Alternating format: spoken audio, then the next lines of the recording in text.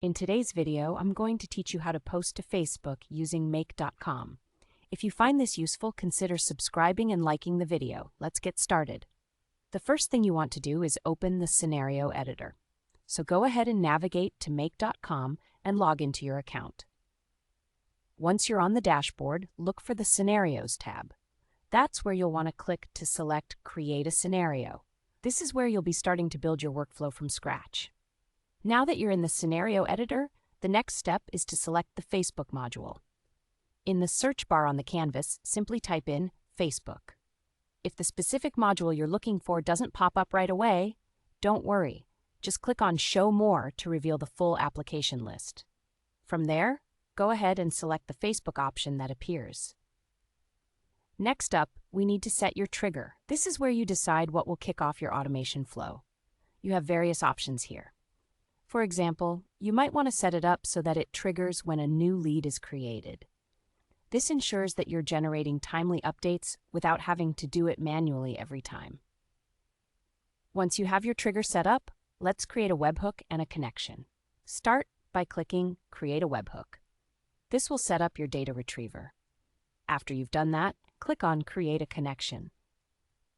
This step is crucial because it helps establish a secure, authenticated link between your Facebook account and Make.com. This connection ensures that the information is shared safely. Now, after you've configured the trigger, set up your webhook, and established your account authorization, it's time to save your work. Click on the Save button to activate your automation. It's important to ensure that all your settings are locked in properly so you're ready to go. And there you have it. You've just set up a way to post to Facebook using Make.com effectively. You can think of this process as creating a simple pathway for information to flow from one system to another, making your life a little easier. To recap, you logged into Make.com and navigated to the scenario editor. You selected the Facebook module, set a specific trigger for your automation flow, created a webhook for data retrieval, and established a secure connection between your Facebook account and Make.com. Finally, you saved your work to lock in those settings. If you want to experiment further, like adding more triggers or conditions, feel free to do so. The flexibility of Make.com allows you to tailor the automation to your specific needs. That's all for today's tutorial.